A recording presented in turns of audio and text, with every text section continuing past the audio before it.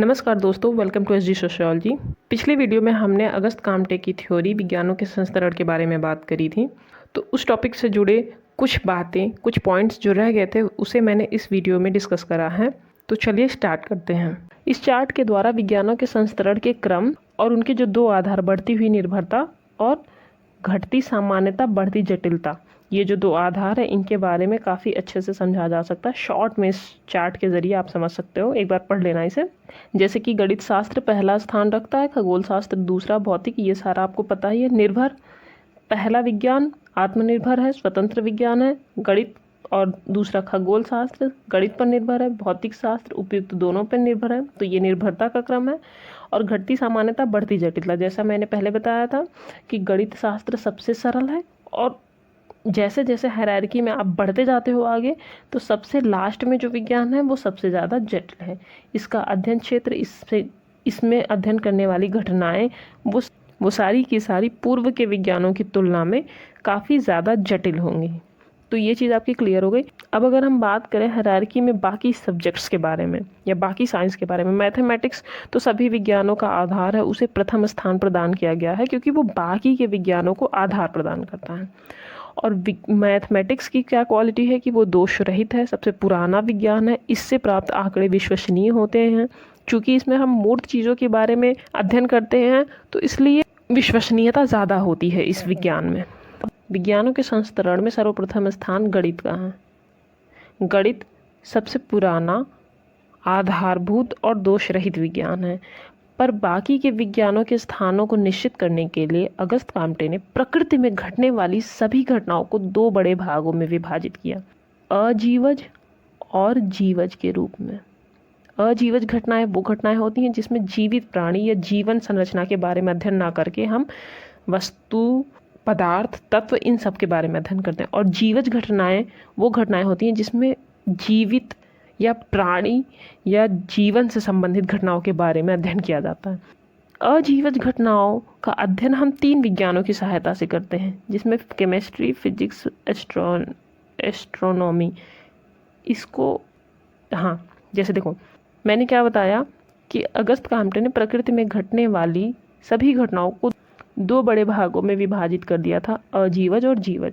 जीवज के अंतर्गत मैंने बताया प्राणी संरचना के बारे में हम अध्ययन करते हैं, अब चाहे वो प्राणी व्यक्तिगत हो या सामूहिक हो।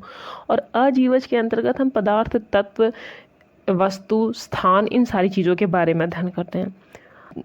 अजीवज घटनाओं को भी दो उपभागों में बांटा गया है। पहला है खगोल संबंधी और दूसरा है स्थलीय। जिस पृथ्वी पर रह रहे हैं उसका अध्ययन करते हैं स्थलीय संबंधी घटनाओं के बारे में। पर पृथ्वी से संबंधित घटनाओं के बारे में जानने से पूर्व हमें खगोल संबंधी घटनाओं के बारे में बेसिक नॉलेज होना चाहिए। क्यों? क्योंकि हायरार्की में प्रत्येक विज्ञान जो भी स्थान रखता है वो अपने से पूर्व के विज्ञान पर निर्भर है। तो यहाँ पे अगर आप पृथ्वी के बारे में अध्ययन कर रहे हो वो दो साइंस के अंतर्गत करोगे, फिजिक्स, केमिस्ट्री।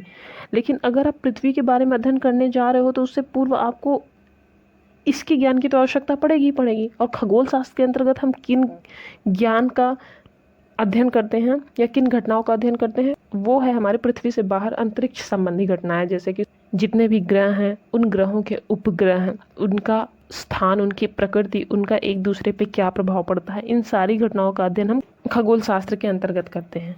खगोल शास्त्र हमें पृथ्वी संबंधी घटनाओं तथा नियमों को समझने में सहायता प्रदान करता है। कैसे? क्योंकि पृथ्वी पर होने वाली घटनाओं के बारे में हम सटीकता से तभी कह सकते हैं जब हमें पृथ्वी के बाहर होने वाली घटनाओं के बारे में बेसिक्स पता होंगे। तो ये चीज़ हो गई कि खगोल शास्त्र के अंतर्गत हम खगोल संबंधी घटनाओं का अध्ययन करते हैं। अब अजीवज के ही अंतर्गत दूसरा उपभाग है स्थलीय। स्थलीय घटनाओं के अंतर्गत हमें दो विज्ञानों की सहायता लेनी पड़ती है। पहला है भौतिक शास्त्र और दूसरा है रसायन शास्त्र। भौतिक शास्त्र पदार्थों के ताप, दाब, ऊर्जा, उनका गुरुत्वाकर्षण बल, भार, इन सारी चीज़ों के बारे में हमें ज्ञान प्रदान करता है। और रसायन शास्त्र तत्वों से रिलेटेड ज़्यादा होता है, वो रासायनिक अभिक्रियाओं के बारे में ज्ञान प्रदान करता है।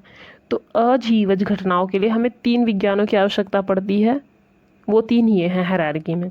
अब बात करते हैं हम जीवज घटनाओं के बारे में। दो तरह से जीवज घटनाओं का अध्ययन कर सकते हैं हम। पहला है व्यक्तिगत, दूसरा है सामूहिक। जब हम समूह या सामाजिक घटनाओं का अध्ययन करते हैं तो उसके लिए हमें समाजशास्त्र की आवश्यकता पड़ती है। और जब हम व्यक्तिगत अध्ययन करते हैं, किसी भी एक व्यक्ति का अध्ययन करते हैं, तो हमें उसके लिए बायोलॉजी की आवश्यकता पड़ती है। अब अगर हम बात करें जीव विज्ञान की, तो ये 5वें स्थान पे हैं। तो ये अपने से पूर्व के 4 विज्ञानों पे आश्रित है। पहले की तो बताने की ज़रूरत नहीं, क्योंकि ये सभी विज्ञानों को आधार प्रदान करता है। अब ये रसायन विज्ञान पे कैसे आश्रित है या कैसे निर्भर है, तो प्राणी शास्त्र के अंतर्गत हम अध्ययन करते हैं किसी एक जीव संरचना के बारे में, उसकी क्रियाओं के बारे में, कि किसी भी प्राणी का निर्माण या उसका स्वरूप या उसकी क्रियाएं क्या हैं, ठीक। लेकिन अब अगर आप ध्यान दो तो ह्यूमन बॉडी में या एनिमल में पाचन तंत्र कैसे काम करता है या पाचन संबंधी क्रियाओं के बारे में हमें अध्ययन करना है, तो उसके लिए हमें किसके ज्ञान की आवश्यकता पड़ेगी? रसायन विज्ञान की, क्योंकि रसायन विज्ञान हमें रासायनिक अभिक्रियाओं के बारे में ज्ञान प्रदान करता है। और अगर प्राणी शास्त्र को देखा जाए तो वो भौतिक शास्त्र पे कैसे निर्भर है? वो ऐसे कि भौतिक शास्त्र जो है वो प्राणी शास्त्र को जीवित प्राणियों के भार, ताप या अन्य संबंधित तथ्यों के बारे में जानकारी प्रदान करता है। अब अगर हम बात करें प्राणी शास्त्र के बारे में, तो प्राणी शास्त्र के नियमों पे, जो भी हम बायोलॉजी में पढ़ते हैं, उन पे खगोल शास्त्र के नियमों का प्रभाव पड़ता है। अगर बाहर कुछ चेंजेस आएंगे तो उसका प्रभाव ह्यूमन बॉडी पे भी पड़ता है। ह्यूमन बॉडी की संरचना आपको पता है, लेकिन अगर पृथ्वी के बाहरी ग्रह नक्षत्रों में परिवर्तन होगा तो उसका प्रभाव पृथ्वी पे पड़ेगा। तो इसलिए अगर आपको बायोलॉजी के बारे में अध्ययन करना है तो आपको बेसिक नॉलेज खगोल शास्त्र का होना चाहिए कि बाहर चीज़ें कैसे हो रही हैं। पृथ्वी की गति या पृथ्वी का सूर्य का चक्कर लगाना या पृथ्वी का अपने अक्ष पे 23.5 अंश झुके होना, इन सब के होने के कारण पृथ्वी पर जीवन पॉसिबल है। अगर ये सारी चीज़ें अपने निश्चित नियमों के बजाय कुछ और तरीके से काम करती तो यहाँ पे जीवन संभव नहीं होता, जैसा कि अन्य ग्रहों पे नहीं है। तो वही चीज़ है कि प्राणी शास्त्र अपने ज्ञान के लिए खगोल शास्त्र पे निर्भर है। क्यों? क्योंकि इसे पता है कि हाँ, ये सारी चीज़ें हुई हैं तब जाके एक ह्यूमन या एक मानव जाति का निर्माण हुआ। अब अगर हम बात करें सामाजिक घटनाओं के बारे में, जो कि हायरार्की में सबसे ऊपर स्थान रखता है साइंस, समाजशास्त्र, उसके अंतर्गत हम सामाजिक घटनाओं का अध्ययन करते हैं। हायरार्की में सबसे जटिल विज्ञान या विशिष्ट विज्ञान या नवीन विज्ञान समाजशास्त्र को कहते हैं, और इसका अध्ययन क्षेत्र बहुत ज़्यादा जटिल है, क्योंकि ये समूह में व्यक्तियों के बारे में अध्ययन करता है और ये सबसे ज़्यादा सभी विज्ञानों पे पराश्रित है। बेसिकली अगस्त काम्टे का कहना था कि हायरार्की में जिन विज्ञानों को जिन स्थान पे रखा गया है उनका उसी क्रम में अध्ययन करना चाहिए। अगस्त काम्टे का मानना था किसी भी विज्ञान के विषय में हम उचित ज्ञान तब तक प्राप्त नहीं कर सकते जब तक कि हम उसके पहले वाले विज्ञान या विज्ञानों जिन पर कि वो निर्भर होता है उसकी जानकारी ना प्राप्त कर लें।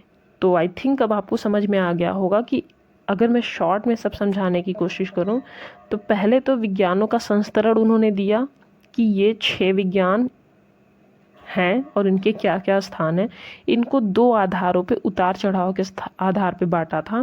पहला आधार था बढ़ती हुई निर्भरता, जैसा कि अभी मैंने समझाया कि हर विज्ञान अपने से पूर्व के विज्ञान पर निर्भर है। और दूसरा जटिल, जैसे कि गणित में चीज़ों को अध्ययन करना या नियमों को पढ़ना सरल होता है और खगोल शास्त्र में थोड़ा सा जटिल होता है। भौतिक शास्त्र में उससे भी जटिल, रसायन शास्त्र अमूर्त चीज़ों के बारे में आ जाती हैं बातें तो वो और भी जटिल।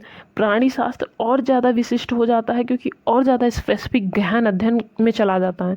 और समाज शास्त्र तो बिल्कुल अमूर्त चीज़ों के बारे में, ये संस्थाओं, संगठन, रीति रिवाज, नातेदारी, इन सारी चीज़ों के बारे में अध्ययन करता।